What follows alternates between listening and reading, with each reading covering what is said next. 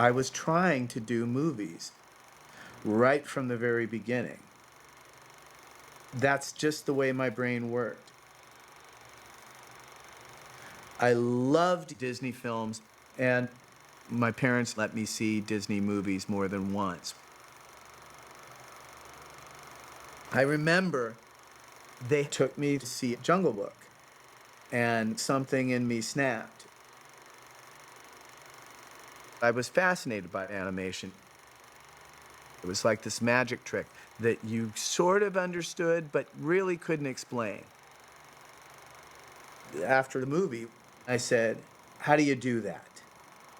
They said, "Well, there's a lot of drawings. Each drawing is a little bit different. And when you run them at a high speed, they give the impression." I said, no, I know that. How do I do that?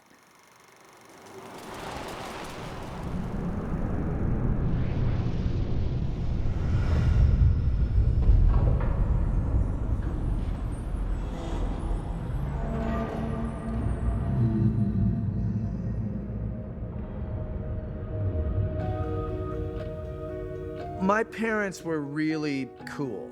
They saw that I was serious about this and kept giving me whatever I seemed to need to finish the film.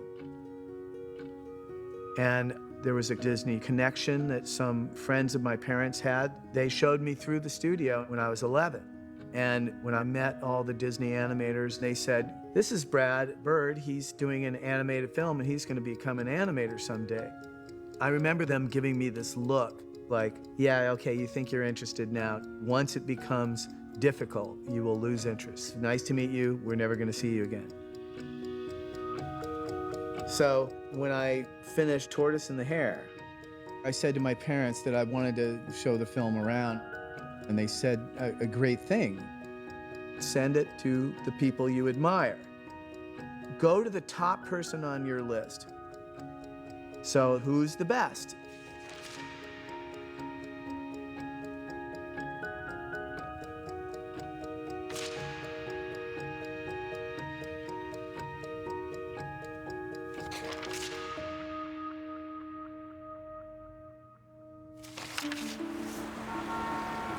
I came down to LA and met the cream of the crop.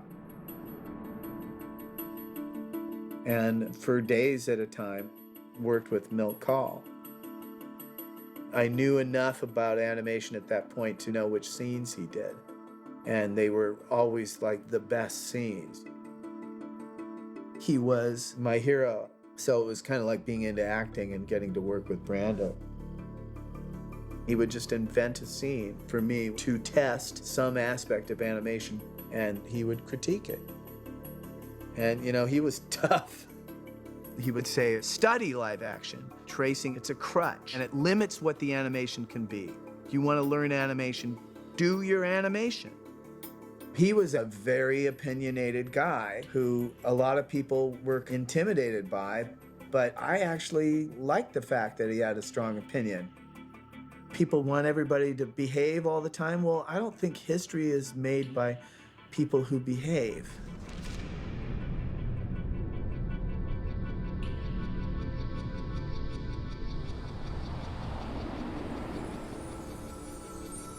I was very excited. This was my first job. And there's no other place on earth that's better than Disney. I had it all figured out, as you do when you're in your 20s. And then, of course, immediately day one, it doesn't go like that.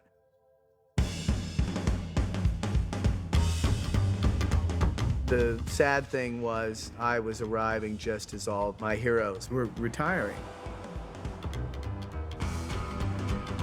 When we got to Disney, production values had declined, layout had declined, story had declined.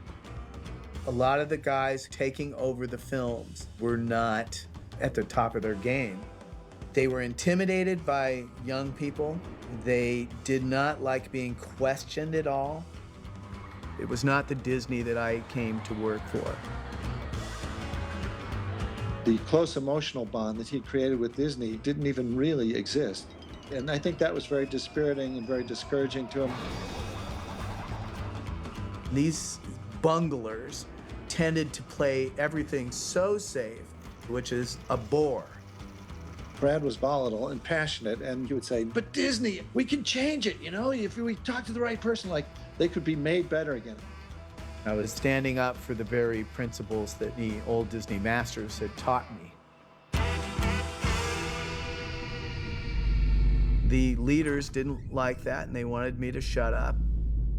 And one of the directors said, "Why are you so vocal?" I said, "Well, I don't think this is being very well run. And if you feel that I'm standing between you and doing your job, it is your job to fire me." And the production manager actually mimed ripping off my stripes, like, "You were a golden boy and you are now disgraced." Then they kind of looked at me and I realized, well, this is it. This is the end of a long thing that started when I was a kid. So I said, well, it's been, and I stopped. And I couldn't think of how to finish the sentence because it hadn't really been fun. The pause was filled by the director who said, "A disappointment." And I went, yeah, a disappointment.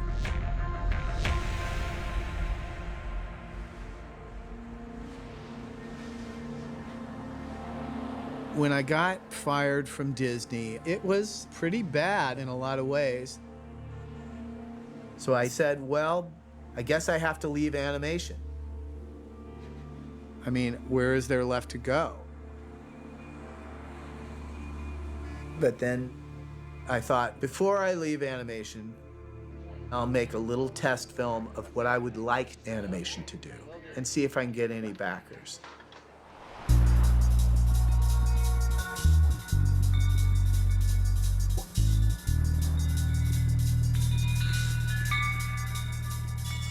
One of the projects was an animated feature version based on Will Eisner's Spirit, about a detective who everyone thinks is dead. I tried for several years to get that made, but no studio would ever let me take off.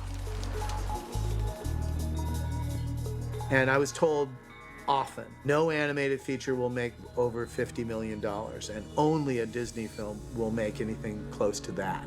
So there's no reason why we would get into feature animation. It was rough. And then something happened in my family that was hard to deal with.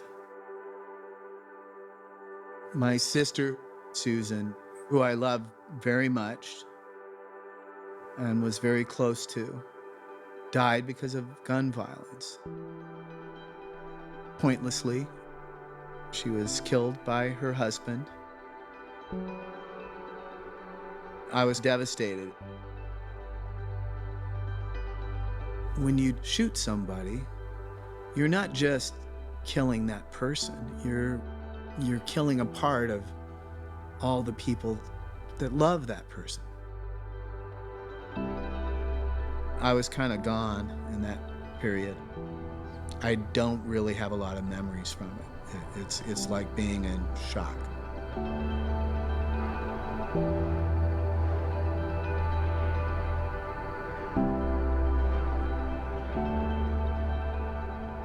The only bright spot on that long patch of time was a role as executive consultant on The Simpsons. Working on The Simpsons, it was kind of a godsend for me.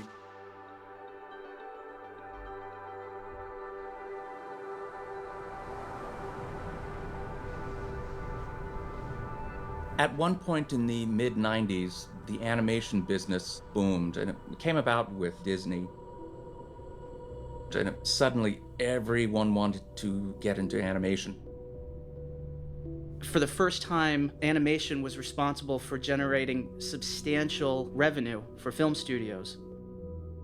I remember an executive who said, "Why shouldn't we get into animation? It's like having a money printing machine in the basement." Every studio and their mother came out of the woodwork to start creating an animation studio. Then you had Warner Brothers kind of pop up out of nowhere and start getting into the game.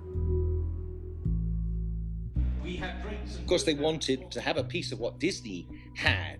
And I suspect that those demands came from Time Warner because it was a piece of entertainment business that they should be in. When we came on, frankly, I didn't know very much about animation, and I'm learning at the hands of very many talented people you have in your group. And let me tell you, we're going to make a great movie. It seemed like a business that had a capacity for more players, and it appeared to us there was some serious money to be made. During that time, among the projects that I was developing was an animated feature called Ray Gun. It was at Turner, and Turner was another one of those guys jumping into the animation game. But it was the kind of backing that I've come to loathe. They have you in their roster, but they don't actually want to put you in the game because that might be risky. So they have you sitting on the bench, and they can go, see how great our bench is? Then Warner Brothers bought Turner, and all of Turner's huge assets, which were the MGM Film Library, Hanna-Barbera, Atlanta Braves, Cartoon Network, CNN, and in that huge amount of stuff was me and the last 3 months of my Ray Gun contract.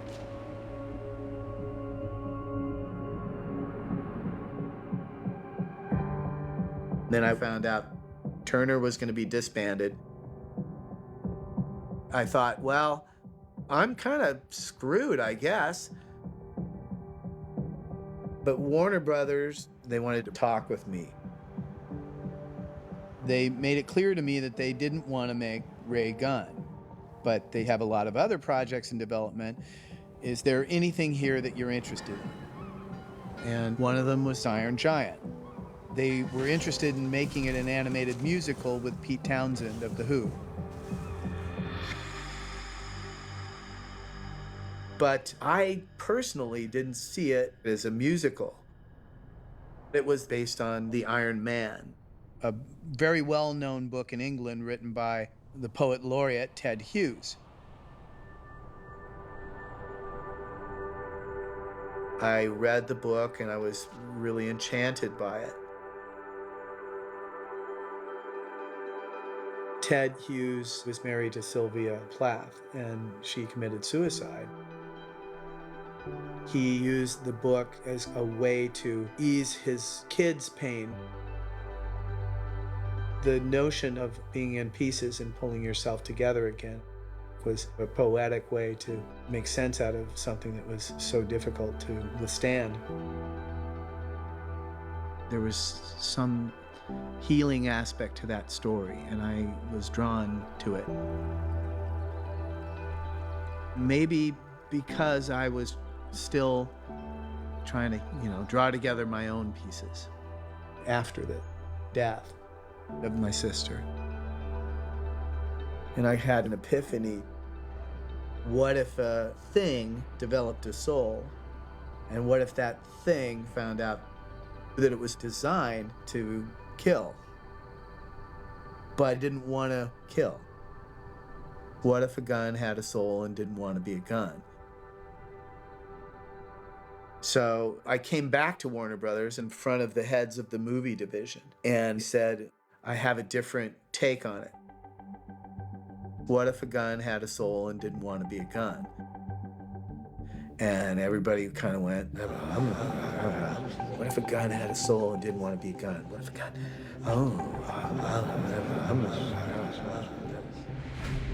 But I just kind of launched into a story.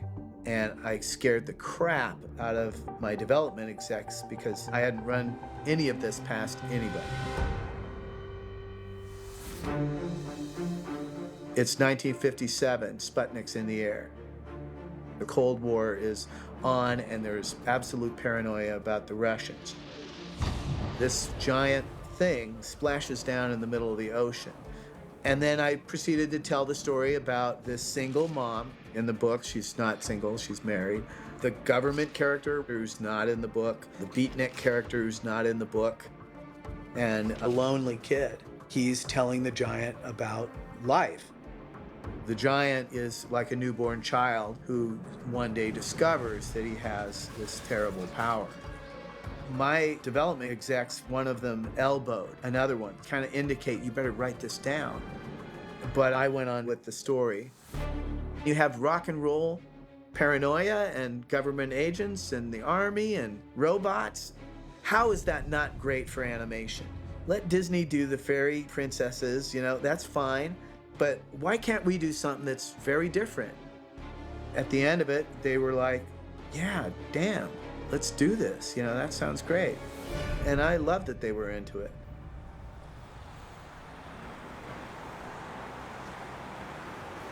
We want tons of good ideas. And we got, 80 minutes here, or whatever, 74, whatever I had to agree to knock everybody out. And, I don't mean like doing tons of and cutting every 2 seconds like the Disney films that sort of yammer and yammer and oh, here's the song number. Okay, here's an action sequence. It's not that. The first time I met Brad, he came out of the gate shooting. He was dropping F-bombs all over the place and say, yeah, man, animation can be really great, but everybody's doing it wrong, and together we're going to make something bitchin' and special, man. I said, I'm signing up with this bastard right now. Hey, Brad had a lot of love from the artists in the animation industry because of his work on Family Dog and his contribution to The Simpsons. So people were excited that it seemed like he was finally going to get a feature film off the ground. Very happy to have you all here. I think you're going to have a blast. We were off to the races. But already the trouble was starting. You guys are finding out about it early on. Warner told us that we had to make the film with a third of the budget and in half the time of a typical animated feature. Disney had 5 years, we had 2.5. We're going to be tough on everybody, but you'll hate us in the short run and you'll love us in the long run. There was a feeling of the clock is running and things are a little bit fragile, so everybody better get going. It felt a little bit like a challenge, like, can you do it?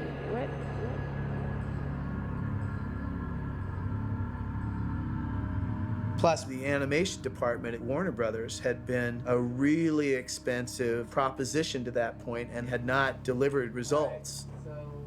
So we had to remake the department pretty quickly. Seems like we should go over a little further so that it's kind of in the center frame and just going. And a lot of the top talent was taken by Disney and DreamWorks. Make this your own perfect dorm room. So you had to grab who was available at that moment. We had to find young artists, new artists, older retired artists that Brad loved and wanted to have as part of the team. Brad took all the hard cases, the kind of leftovers, the troublemakers, the people that had opinions. We weren't necessarily other animation studios' first choices. My God! There was a lot of rebellious artists. We were seen as this odd group of people off to the side of the mainstream. I'm working to the bone. A lot of us didn't have the experience, so we were kind of the bad news bears, the underdogs, the ones that nobody thought could do it. If you looked at my resume at that point, you would go, you are not allowed in. I had never storyboarded on a movie ever. I was the producer, and I interfaced with the studio, I interfaced with the artists, and it was the first movie I ever produced pretty much by myself. I'd never been head of story before, and I won't lie to you, I was not sure I could do it. I've never done this before either. We were not the most accomplished animation team in the industry by any stretch. We have an inexperienced crew, and we're starting to stack up some scenes, but they're also getting eaten up, as quickly as we can stack them. So we're trying. I thought me and this ragtag group come hell or high water, we're going to make the most of this opportunity.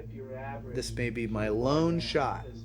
We are literally in a race against the budget and time on this. And, you know, I don't want to have any apologies or excuses for this thing at the end of it. I honestly think that we can kick royal ass and totally stand right up next to Disney with, you know, a lot less money and time and just go, you know, we're here and, you know, deal with us. But we still had a big hurdle. The giant was a main character, and I didn't really like its visual approach back when it was being developed as the musical. So I approached Joe Johnston, who was a director and one of the principal designers on the original Star Wars trilogy. And Joe did the first sketches of what I considered to be our Iron Giant. I remember Brad saying that the giant didn't really know what he was intended to be. He had a very simple soul, so I wanted to make him almost childlike.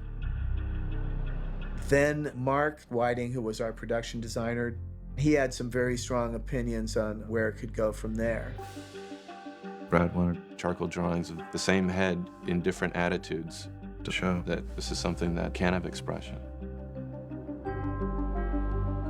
And we figured out with the eyes that if we had two lids that could close from below and above, it could look sleepy, angry, sad, happy. And we could do a number of things by simply having the back of the jaw be able to slide up and down. It allowed him to be pieces of hard metal and yet able to express anything under the sun.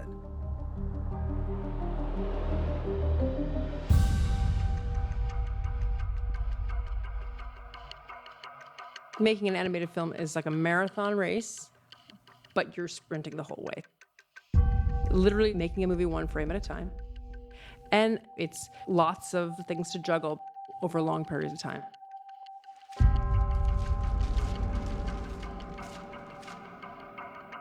Really, the first step in any film is storyboarding the ideas. My first assignment was this hugely important scene about the giant's interaction with the deer. It dealt with themes that are central to the film, and it was almost impossible to figure it out. The story point we were trying to convey was what life and death might be. When he sees the deer, there was a feeling of, whoa, what is that? But he's so enraptured with it that he reached out and just crushed it. And he had killed it. The tricky part of the sequence was, it was so devastating to the giant. He went into this depression that was really hard to believably get him out of. We had to think of how can we get this across without doing a record scratch on the whole movie.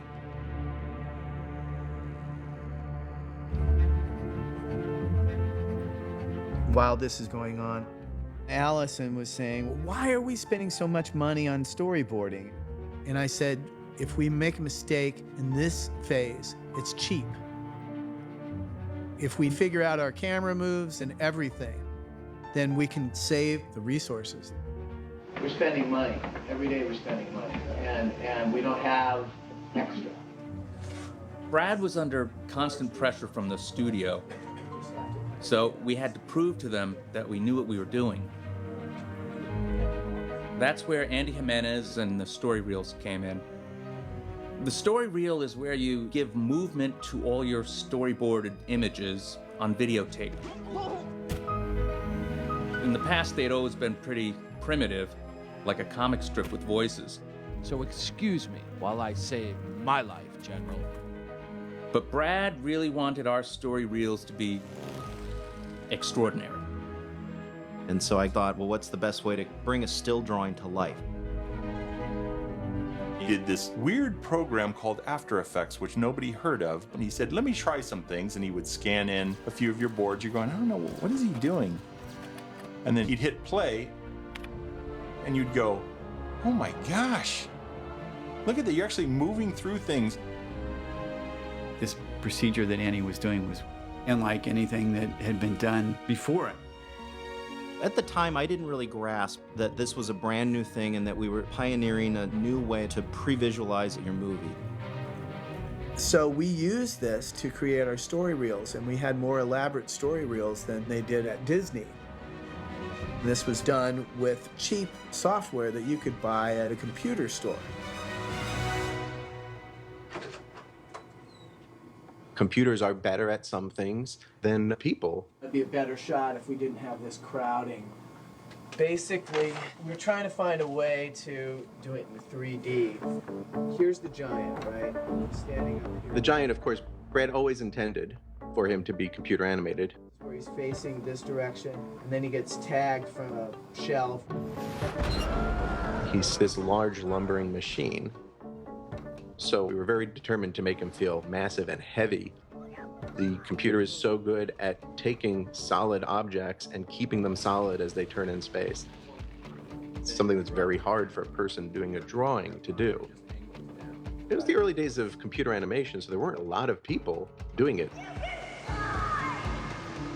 In previous films, when people had used computer animation with hand-drawn animation, they always felt like they were from two different films. So we created a program that introduced imperfections in the line so that the giant would feel more like a hand-done drawing. It was actually kind of hard to get right because you're asking the computer to look flawed.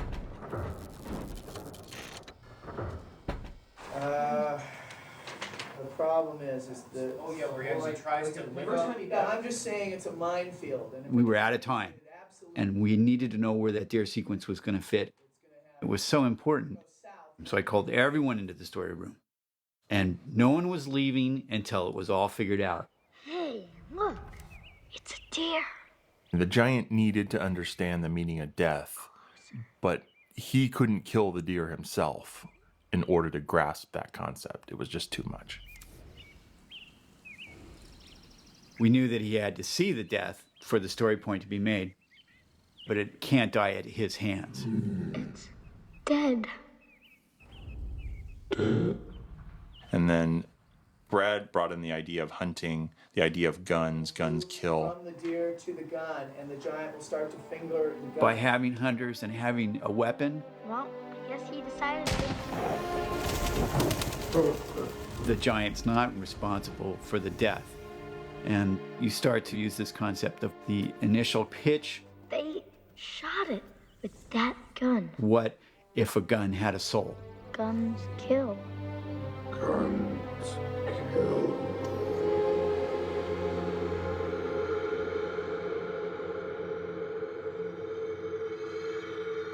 You're always trying to figure out how to make the best movie you possibly can within the constraints of the time and money you have available.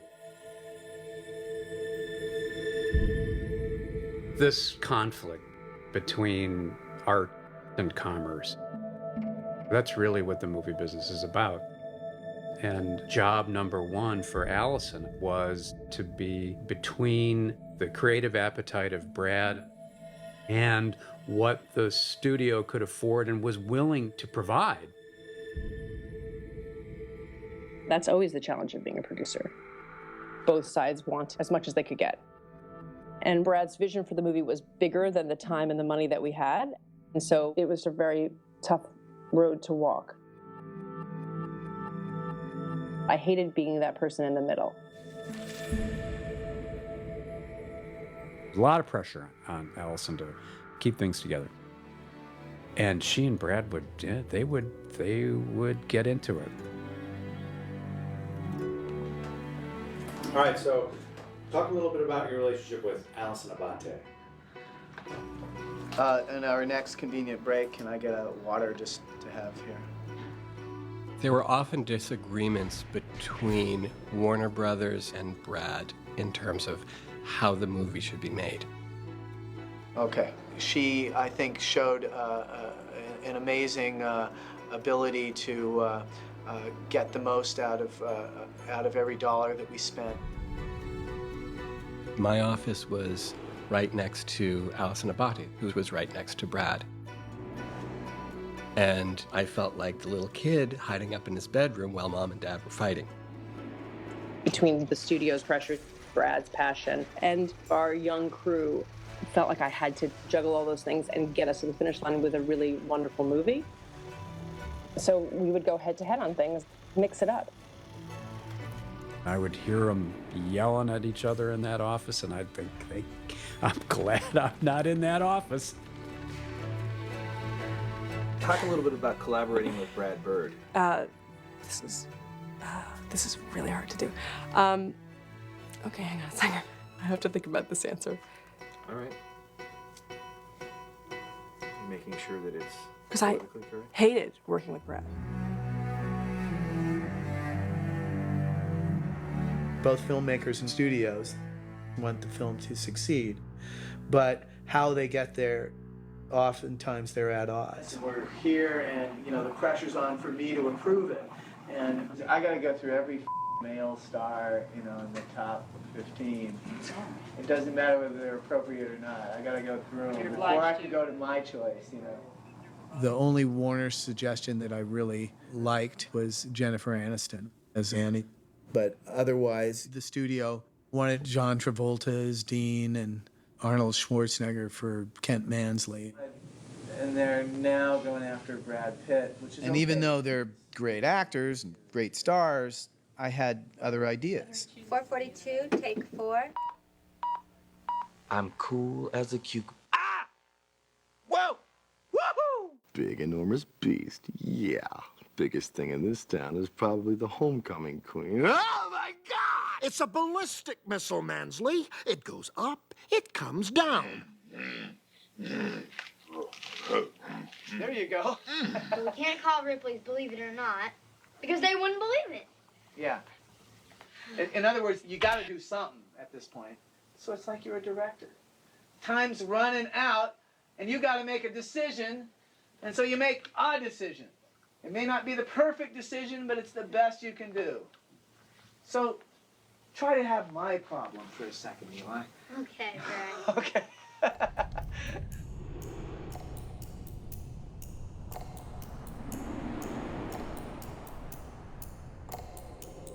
I feel like if you can keep the head turned out a little more here, you'll be able to delay that action where he's pulling it up. I knew that it's embarrassing to have your weaknesses discussed in front of everyone else. But I said, you got to get over this. Basic gist of the action is okay. I think the expressions are not quite right. So they rigged up a way to project the animation, and he would go through and give notes one at a time to everybody in the room. The hands are doing an outward gesture rather than a inward moving in one direction. You know what I mean?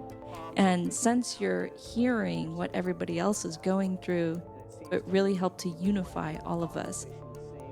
Separately, we're kind of a ragtag, underfunded team of animators, but every one of us has different strengths.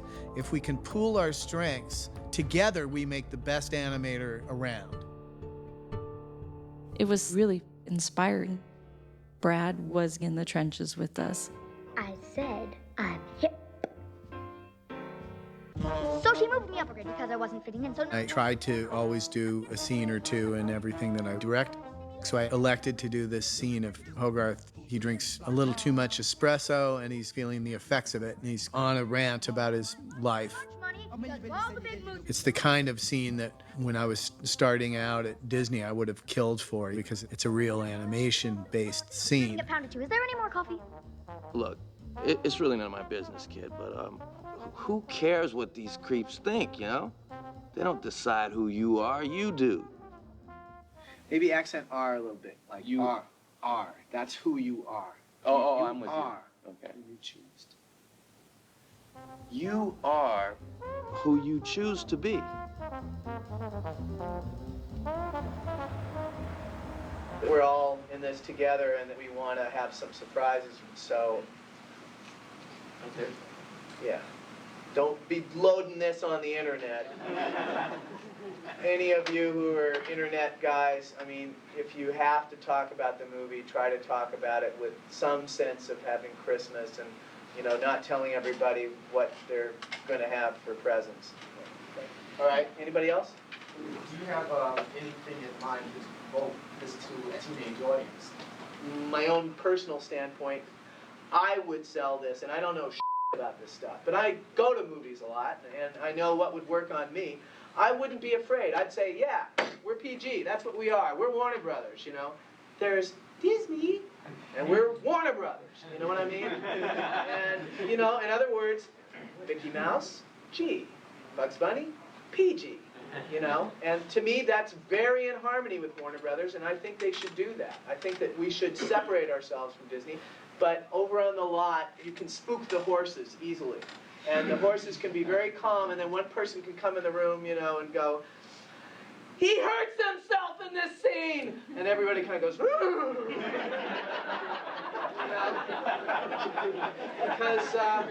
because they see potential dollars going.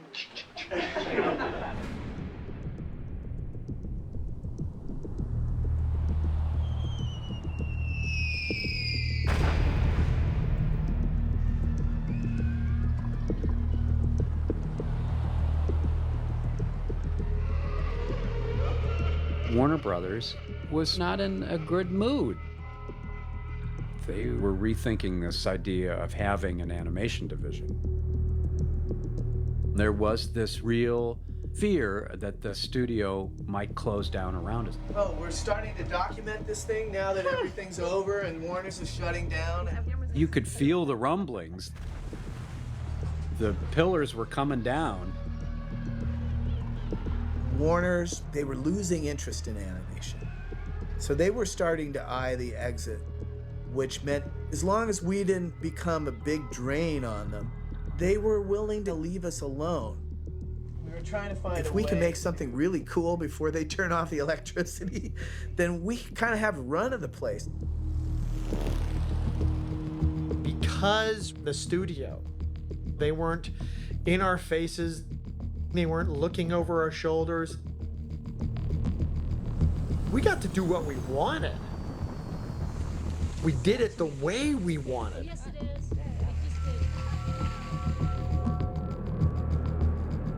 And we don't have as much as Disney and DreamWorks in terms of time and money, but what we got that they don't have is some freedom and some leeway, and let's take advantage of it. All systems go! 5, 4, 3, 2, 1! Blast off!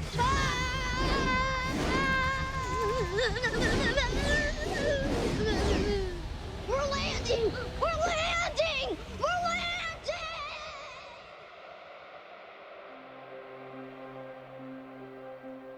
I remember looking at the rough animation for the Souls Don't Die sequence.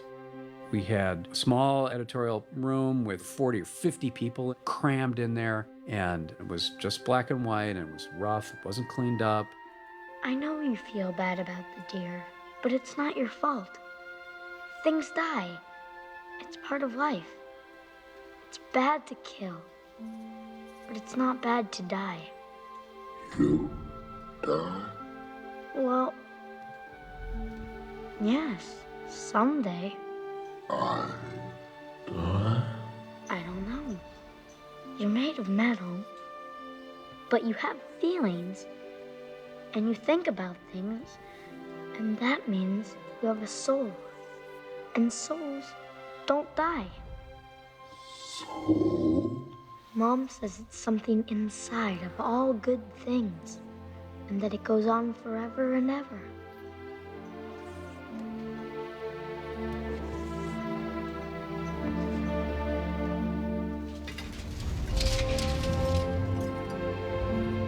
Souls don't die.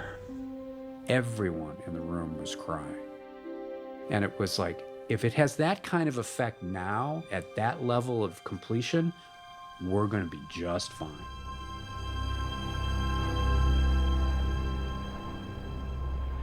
This film is going to soar bigger than bigger. Well, we hope. Right now, I just want to get this thing released.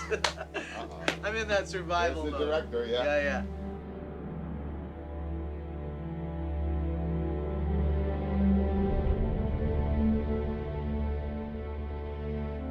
If we had been a normal animated film, we'd already have had a teaser in the theater. Tarzan had teaser posters in the theater over a year in advance. Everybody knew Tarzan was coming. They didn't know that we were coming. I would stand at toy fairs and licensing fairs, and they would say, you know, this is terrific. When are you coming out? If you don't know, they can't get a Happy Meal deal. They can't get shelf space at Toys R Us. They can't make a toy. And if they can't make a toy, they go to the next booth. It was very frustrating because we were all very excited about the film, but we were worried there wasn't enough time for Warner Brothers to properly market the film, like commercials or posters, toys, the things that you would expect to see so that it was in people's consciousness.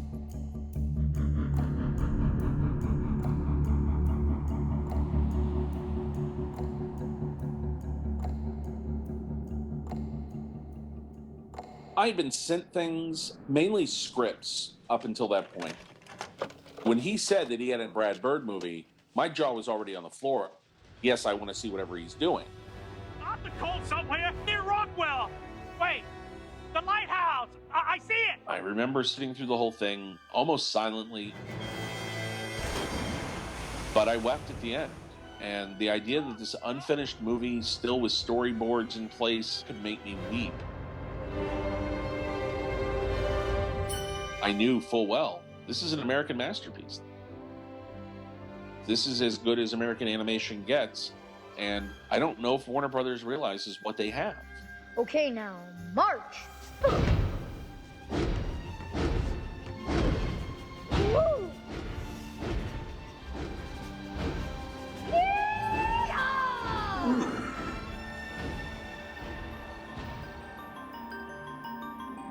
I was really pissed.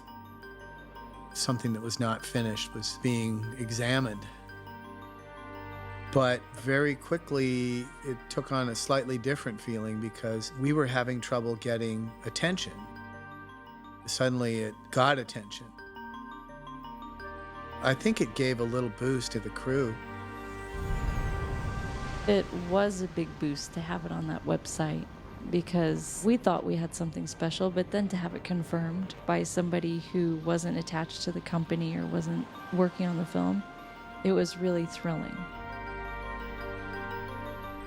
That's when we started dreaming that, oh, this could be a big success. This could be like a blockbuster and change the world.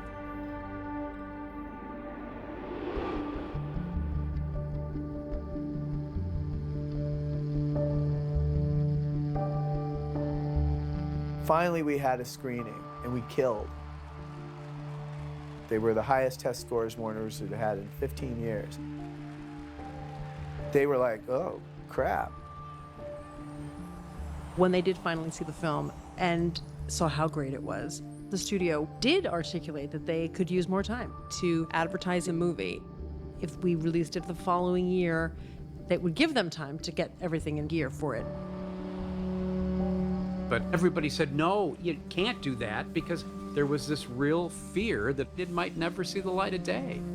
So we're gonna come out a month later. Got that, Warner Brothers? A month later. Not the fall. I was feeling a little bit cocky because of the scores, and I was feeling tired, and I was feeling angry all at once. And I said, you guys had 2 years to get ready for this. Just put it out.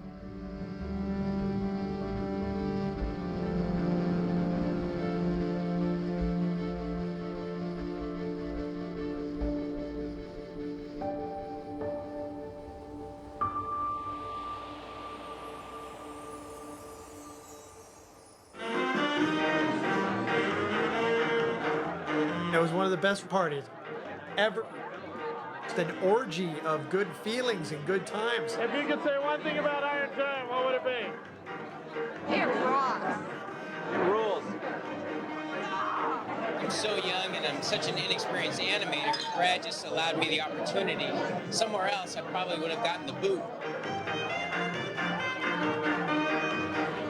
Film is the best film going, and let's all hope it makes a lot of money so we can make another film.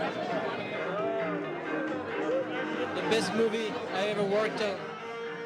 The movie I've been waiting on my life. I can die now.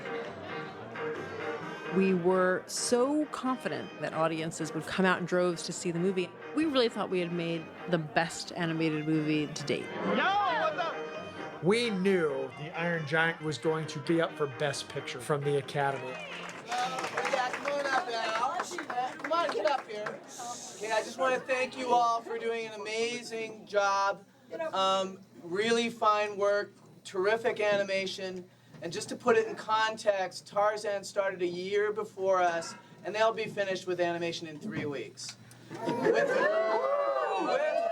more animators. So, they're pussies! The job that I had come from Chicago was running a small theater company, and I had fairly limited resources. I was really excited to see what a world-class marketing department could do with these, millions of dollars. On August 6th, the latest thing in heavy metal is going to rock this crazy planet.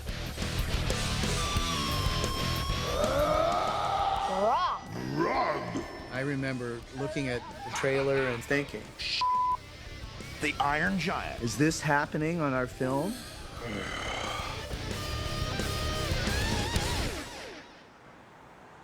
I hated that. But I was full of confidence at that point because our test scores had been so high. And I thought word of mouth is going to take care of us. I got up and we had a great review in the LA Times. And I was feeling very up about it and I was very excited. And I went to a theater in LA that was showing it.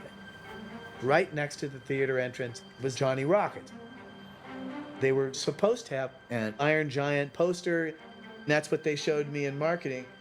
I'm checking out Johnny Rockets. They don't have a poster up. So I go, oh, okay, shake it off, shake it off.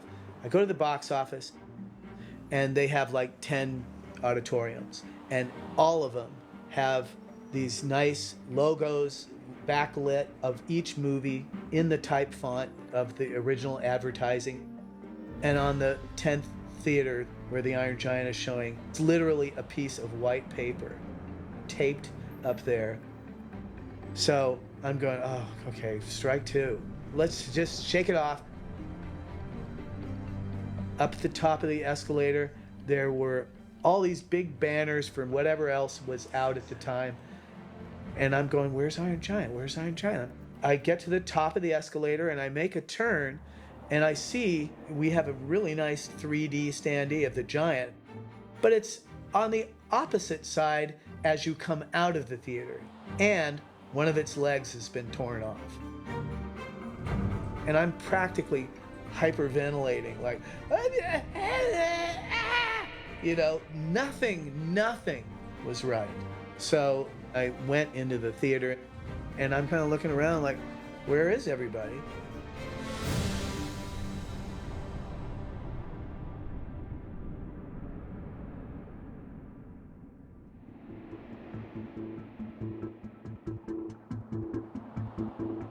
It was one of the great frustrations of my career and frankly for all of Warner Brothers.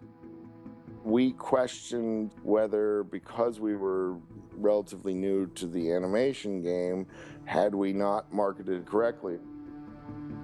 The Iron Giant could have been handled very, very differently. Obviously, Warner's had lost their appetite for animation and everybody paid the price. It was like coming back to your house and finding it burned to the ground, or your parents dying. That's how depressed we were. I don't know that I've ever felt that kind of like a sucker punch as I felt that weekend, because I thought I was going to be on top of the world, and I really felt like I was a failure. I actually went to see it in the theater a few times just to see people's reactions. Even if it was 10 people, every time they'd stand up and clap at the end. And you were like, man, I wish more people experienced it.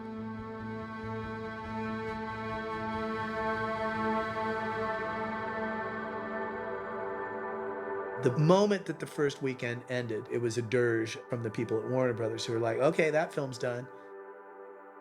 We were dead. And I thought about all the people who worked really hard to make this film.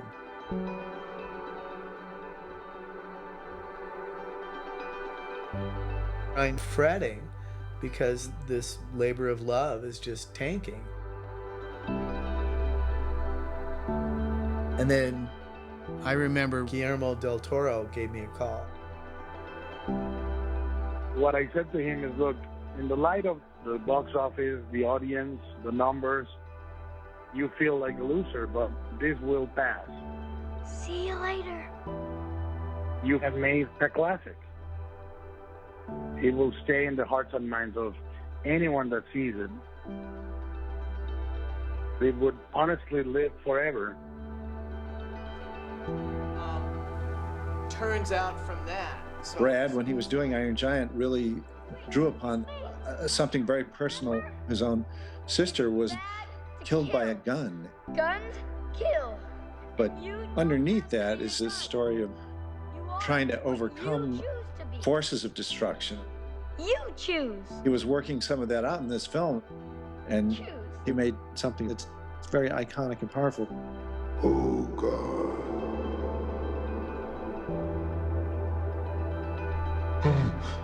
It's okay. It's okay. People who find The Iron Giant feel protective of it. It is not a film that people like casually. It is a film that people love dearly.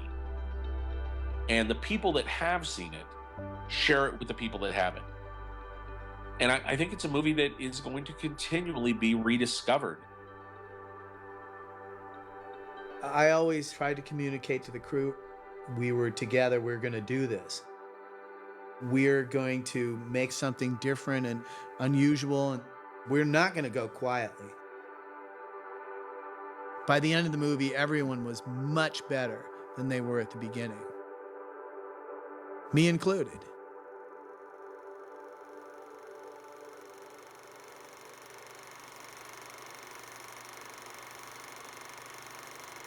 That's some raw stuff right there. Like why this bird is afraid of falling, I have no idea. But it's interesting. Well, let's see, he figures it out. Yeah, it's kind of like me.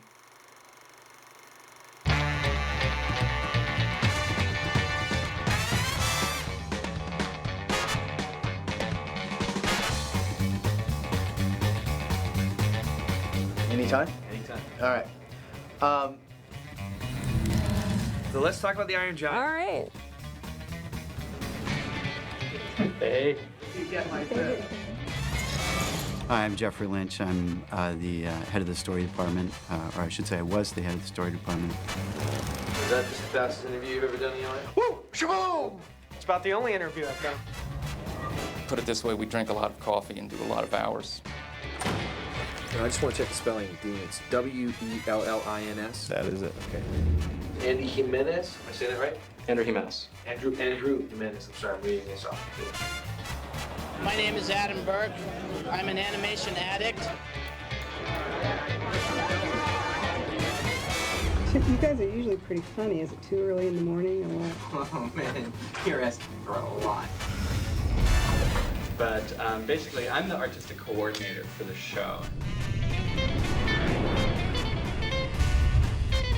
I don't know what to say about that. That's a really odd question.